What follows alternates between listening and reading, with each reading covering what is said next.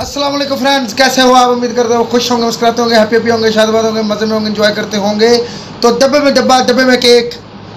आप सब सब्सक्राइबर हैं हमारे लाखों में एक, तो प्लीज सब्सक्राइब आवर चैनल, मोहब्बत वाले प्यारे भाई हमारे। तो आप देख रहे हैं अपने चैनल को जिसका नाम Pakistan engineer selection YouTube channel. तो उम्मीद करता हूँ कि आप हमारी वीडियो देख रहे हो, एंजॉय करते होंगे, मुस्कुराते होंगे।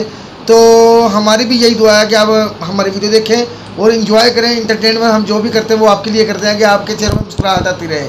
तो मेरे साथ बैठे हुए हैं हाफिज़ भाई जान, मैं ये आपके भाई और होस्ट और दोस्त पति भाई जान, और मैं आपको भाई जय भाई दोन। और आज हम जिस वीडियो में बात करने वाले हैं, वीडियो को मतलब बताएंगे आपको हाफिज़ भाई।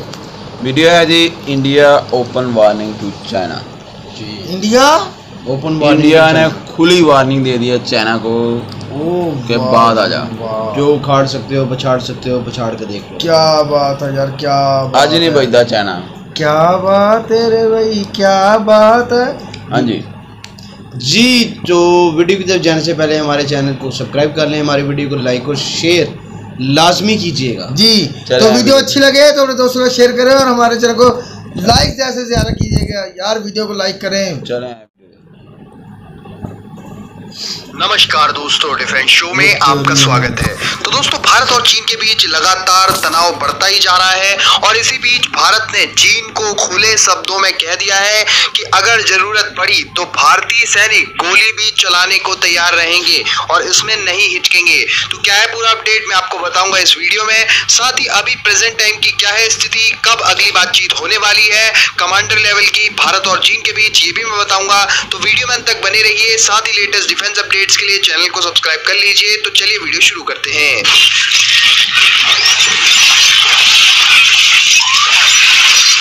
दोस्तों, भारत ने चीन से बिना लाग लपेट के कह दिया है कि हमारे सैनिक खुद की सुरक्षा और पूर्वी लद्दाख में अपनी सीमा की सुरक्षा के लिए किसी भी हद तक जा सकते हैं। भारत ने बिल्कुल साफ सुथरी भाषा में चीन से कहा है कि अगर क्षेत्र में हालात नियंत्रण से बाहर हुए तो हमारे सैनिक गोलियां चलाने से भी तनिक नहीं हिचकेंगे। कुल मिलाकर चीन को सीधा संदेश दे दिया गया है कि मजबूर किया गया तो भारत संघर्ष से पीछे नहीं हटेगा। दोस्तों, एक अधिकारी ने बताया कि चीन को साफ संदेश दिया गया है कि धक्का मुक्की और झड़प की कार्यवाही अब बिल्कुल बर्दाश्त नहीं की जाएगी।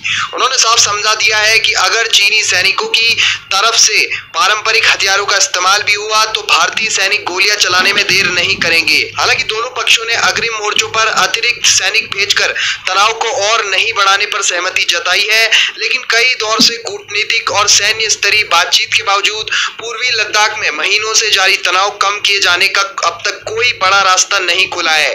दोनों देशों की सेना घनघोर सर्दियों के मौसम में भी अपने अपने मोर्चे पर कायम रहने को तैयार है। दोस्तों, इसके बाद जो अगली बातचीत होने वाली है चीन से, यानी कि जो कमांडर लेवल टॉक्स होने वाली है, वो होंगी 10 दिन बाद 14 corps commander lieutenant general Harinder Singh और south Xinjiang military district chief major general Liu Lin के अगुवाई वाले प्रतिनिधि मंडलों के बीच 7वें दौर की बातचीत होनी है, ताकि वास्तविक नियंत्रण रेखा यानी कि LAC से सटे अग्रिम मोर्चों से अतिरिक्त सैनिकों की वापसी सुनिश्चित की जा सके। सोर्सेस के हिसाब से 21 सितंबर को छठे दौर की बातचीत में भारत ने चीन के सामने अपनी स्थिति स्पष्ट कर दी थी और कहा कि पीपल्स लिबरेशन आर्मी को कोई आक्रामक कार्रवाई नहीं करनी चाहिए, वरना भारतीय सैनिक अपनी रक्षा के लिए कदम उठाएंगे और आत्मरक्षा में फायरिंग करने में भी नहीं हिचकेंगे। दोस्तों, इसमें चीन की एक चालाकी भी छिपी हुई है, जिसको लेकर भारत ने चीन को दो टूक दी है। ध्यान रहे कि भारतीय आर्मी ने पेंगोंगजो और चुशुल के नजदीक 29 और 30 अगस्त की रात कई रणनीतिक चोटियों पर कब्जा किया था और यहीं से भारतीय सेना को हटाने की कोशिश चीनी सेना ने की थी। तो भारतीय सैन्य दल ने चेतावनी देने के लिए वार्निंग शॉट्स फायर किए थे। तब से वहां PLA ने कुछ नहीं किया है, लेकिन माहौल तनावपूर्ण है। दोनों पक्षों ने बीते सोमवार को इस बात पर सहमति जताई कि अब अग्रिम मोर्चों पर अतिरिक्त फौजें नहीं भेजी जाएंगी। सूत्रों ने बताया कि दोनों पक्ष कर्नल और ब्रिगेडियर स्तर पर हर दिन एक दूसरे से बात कर रहे हैं ताकि किसी भी तरह की गलतफहमी से बचा जा सके। उन्होंने कहा कि जरूरत पड़ी तो सर्दियों में भी हमारे सैनिक अग्रिम मोर्चों पर तैनाती के लिए तैयार हैं और इसी के साथ PLA की भी तैयारी जान पड़ती है। दोस्तों, दोनों देशों की ओर से LAC पर 50-50 हजार सैनिक तैनात हैं। साथ ही सीमा पर टैंक, बख्तरबंद गाड़ियां, होवित्जर्स, सद से हवा में मार करने वाली मिसाइल सिस्टम्स भी लगा दिए गए हैं। ऐसे में अगर दोनों पक्ष इनकी वापसी को राजी भी होते हैं तो सीमा से इनके सफाई में ये पूरा साल लग जाएगा। सोमवार को कॉर्प्स कमांडर लेवल की लंबी देर तक चली बातचीत में चीन बार बार कहता रहा कि भारतीय सैनिकों को पैंगोंग जो और चुशुल एरिया में रणनीतिक महत्व की चोटियां खाली कर देनी चाहिए। हालांकि भारत का हर बार जवाब यही रहा कि सिर्फ चोटियों से ही नहीं, डी-एस्केलेशन पूरे पूर्वी लद्दाख से होना चाहिए, जिसकी पहल चीन करेगा, क्योंकि चीन ने ही सबसे पहले स्थिति को बिगाड़ने की कोशिश करी थी। तो पहल भी यहाँ पे चीन ही करेगा, तब जाके यहाँ पे डी-एस्केलेशन पॉसिबल हो पाएगा। तो आप क्या सोचते हैं इस बारे में कमेंट सेक्शन में बताइए। साथ ही लेटेस्ट डिफेंस अपडेट्स के लिए चैनल को सब्सक्राइब कर लीजिए। जय हिंद, वंदे मातरम। जी, ये थी करंट सिचुएशन, प्रेजेंट सिचुएशन जो थी कि चाइना और इंडिया के दरमियान क्या बातचीत चल रही है। तो चाइना को इंडिया ने खुली धमकी दे दी है, ओपन वार्निंग दे दी है कि आप पीछे हट जाओ, नहीं तो गोली चल सकती है। तो बाकी तो गोली के ऊपर नाम नहीं लिखा तो किसको लगेगी? बिल्कुल किसी भी फौजी को, चाइनीज किसी भी फौजी को शिंगलैंग चोंग, शिंगलैंग मलक चोंग को लग सकती है। बिल्कुल सही कह रहे हैं बटी भाई, क्योंकि उनके नाम भी ऐसे होते हैं, शिंग पिंग चू शाप चिची चा।